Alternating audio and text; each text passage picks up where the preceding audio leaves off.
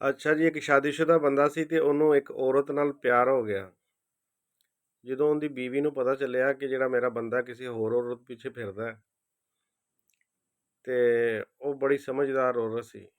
ਉਹਨੇ ਕਿਹਾ ਬਜਾਏ ਕਿ ਉਹਦੇ ਨਾਲ ਲੜਾਈ ਝਗੜਾ ਕਰਨ ਦੇ, ਅੱਜ ਮੈਂ ਉਹਨੂੰ ਬੜੇ ਤਰੀਕੇ ਨਾਲ ਸਮਝਾਵਾਂਗੀ ਤੇ ਜੇ ਉਹਦੀ ਗੱਲ ਸ਼ਾਇਦ ਸਮਝ ਦੇ ਵਿੱਚ ਆ ਜਾਵੇ। ਤੇ ਉਸ ਔਰਤ ਨੇ ਕੀ ਕੀਤਾ ਕਿ ਜਦੋਂ ਬੰਦਾ ਸ਼ਾਮ ਨੂੰ ਘਰ ਆਇਆ ਤੇ ਉਹਨੇ ਜਨਾਬ ਆਂਡੇ ਲੈ 4 ਉਹਨਾਂ ਨੂੰ ਉਬਾਲਿਆ, ਉਬਾਲ ਕੇ ਉਹਨੇ ਜਨਾਬ ਚਾਕਲੇਟ ਲਈ, ਚਾਕਲੇਟ ਦੇ ਮੁਖਤਲਿਫ ਕਲਰ ਬਣਾਏ ਤੇ ਉਹਨੇ ਉਹ ਆਂਡਿਆਂ ਨੂੰ 4 ਮੁਖਤਲਿਫ ਕਲਰਾਂ ਦੇ ਵਿੱਚ ਬਣਾ ਦਿੱਤਾ ਤੇ ਚਾਹ ਦੇ ਨਾਲ 4 ਆਂਡੇ ਰੱਖੇ ਤੇ ਬੰਦੇ ਅੱਗੇ ਪੇਸ਼ ਕੀਤੇ ਤੇ ਬੰਦਾ ਬੜਾ ਹੈਰਾਨ ਹੋਇਆ। ਬੰਦੇ ਨੇ ਕਿ ਯਾਰ ਕਮਾਲ ਹੈ, ਐਡੇ ਖੂਬਸੂਰਤ ਇਹ ਆਂਡੇ ਨੇ, ਪਹਿਲੀ ਵਾਰੀ ਮੈਂ ਵੇਖੇ ਨੇ।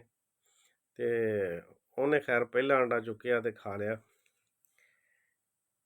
ਦੂਜਾ ਆਂਡਾ ਚੁੱਕਿਆ ਤੇ ਉਹ ਵੀ ਉਹਨੇ ਖਾ ਲਿਆ ਤੇ ਤੀਸਰਾ ਆਂਡਾ ਚੁੱਕਿਆ ਤੇ ਜਨਾਬ ਉਹ ਵੀ ਉਹਨੇ ਖਾਣ ਤੋਂ ਬਾਅਦ ਉਹਨੇ ਬੀਵੀ ਨੂੰ ਪੁੱਛਿਆ, ਉਹਨੇ ਕਿਹਾ ਇਹ ਤੂੰ ਐਡੇ ਰੰਗ ਬਰੰਗੇ ਲਹਿਦਾ ਸਟਾਈਲਾਂ ਦੇ ਆਂਡੇ ਬਣਾਏ ਨੇ, ਲੇਕਿਨ ਇਹਨਾਂ ਦੇ ਟੇਸਟ ਤੇ ਇੱਕ ਹੀ ਹੈ ਕਿ ਟੇਸਟ ਦੇ ਵਿੱਚ ਕਿਸੇ ਦਾ ਕੋਈ ਫਰਕ ਨਹੀਂ ਮੈਨੂੰ ਮਹਿਸੂਸ ਹੋਇਆ ਤੇ ਟੇਸਟ ਸਭ ਦਾ ਇੱਕ ਹੀ ਹੈ।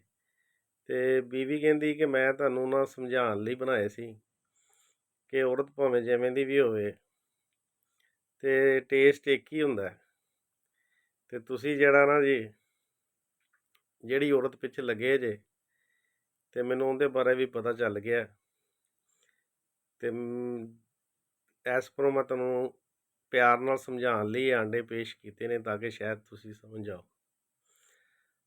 ਬੰਦੇ ਨੇ ਬੜਾ ਤਜਬ ਨਾਲ ਵੇਖਿਆ ਬੀਵੀ ਵੱਲੇ, ਫਿਰ ਉਹਨੇ ਚੌਥੇ ਆਂਡੇ ਵੱਲ ਵੇਖਿਆ ਤੇ ਉਹਨੇ ਆਂਡਾ ਫੜ ਕੇ ਚੌਥਾ ਵੀ ਮੂੰਹ 'ਚ ਪਾ ਕੇ ਤੇ ਗੜਗੜ ਕਰਕੇ ਖਾ ਗਿਆ।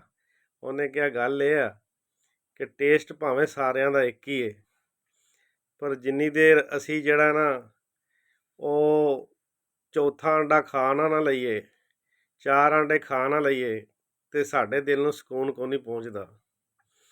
ਤੇ ਗੱਲ ਇੱਦਾਂ ਹੈ ਕਿ ਅਲੀਜ਼ਾ ਸਹਿਰ ਹੈ ਜਿਹੜੀ ਅੱਜ ਹਰ ਜਗ੍ਹਾ 'ਤੇ ਪਾਪੂਲਰ ਹੋਈ ਹੈ। ਉਹਦੀ ਪਾਪੂਲਰਿਟੀ ਪਹਿਲਾਂ ਡਾਊਨ ਚਲੀ ਗਈ ਸੀ ਤੇ ਉਹ ਹੁਣ ਜਨਾਬ ਸਭ ਤੋਂ ਜ਼ਿਆਦਾ ਸਰਚਿੰਗ ਅਲੀਜ਼ਾ ਸਹਿਰ ਹੋ ਰਹੀ ਹੈ। ਉਹਦੀ ਵੀਡੀਓ ਜਿਹੜੀ ਹੈ ਸਭ ਤੋਂ ਜ਼ਿਆਦਾ ਸਰਚ ਹੋ ਰਹੀ ਹੈ। ਤੇ ਗੱਲ ਇਹ ਹੈ ਕਿ ਜਿਹਨੂੰ ਲੱਤ ਲੱਗੀ ਹੋਵੇ ਨਾ ਜੀ, ਲੱਤ ਉਹ ਲੱਤ ਨਹੀਂ ਜਾਂਦੀ। ਤੇ ਉਹ ਯਾਸਰ ਕੀ ਉਹ ਪਤਾ ਨਹੀਂ ਹੋਰ ਕਿੰਨੇ ਐਵੇਂ ਦੇ ਲੋਕ ਹੋਣੇ ਆ ਜਿਨ੍ਹਾਂ ਨਾਲ ਉਹ ਗੱਲਾਂ ਕਰਦੀ ਹੋਣੀ ਹੈ ਤੇ ਉਹ ਜਿਨ੍ਹਾਂ ਨਾਲ ਐਵੇਂ ਕੀਤਾ ਹੋਣਾ ਉਹਨੇ ਤੇ ਲੱਗੀ ਹੋਈ ਲੱਤ ਨਹੀਂ ਜਾਂਦੀ। ਹੁਣ ਰੋਣ ਦੇ ਡਰਾਮੇ ਕਰਨੇ, ਖੁਦਕੁਸ਼ੀਆਂ ਦੇ ਡਰਾਮੇ ਕਰਨੇ ਜਾਂ ਐਵੇਂ ਦੀਆਂ ਗੱਲਾਂ ਕਰਨਾ, ਇਹ ਸਾਰਾ ਮਜ਼ੀਦ ਪਾਪੂਲੈਰਿਟੀ ਲਈ ਹੋ ਰਿਹਾ। ਹਾਲਾਂਕਿ ਐਵੇਂ ਦੀ ਔਰਤ ਨੂੰ ਕੋਈ ਫਰਕ ਨਹੀਂ ਪੈਂਦਾ। ਉਹ ਜਿੰਨੀ ਦੇਰ ਤਿਕਰ 4 ਕੀ 100 ਅੰਡੇ ਖਾ ਨਾ ਲਵੇਗੀ ਨਾ ਉਹਨੂੰ ਸਕੂਨ ਨਹੀਂ ਹੋਣਾ, ਕਿਉਂਕਿ ਉਹਦੀ ਫੀਲਡ ਇਹ ਆ, ਉਹ ਇਸ ਫੀਲਡ ਦੇ ਵਿੱਚ ਇੰਨੀ ਕੁ ਅੱਗੇ ਚਲੀ ਗਈ ਹੈ ਕਿ ਉਹਨੂੰ ਐਵੇਂ ਦੀਆਂ ਚੀਜ਼ਾਂ ਮਹਿਸੂਸ ਨਹੀਂ ਹੁੰਦੀਆਂ। ਇਹ ਸਿਰਫ ਪਾਪੂਲੈਰਿਟੀ ਲਈ ਸਾਰਾ ਡਰਾਮਾ ਕੀਤਾ ਜਾ ਰਿਹਾ ਹੈ।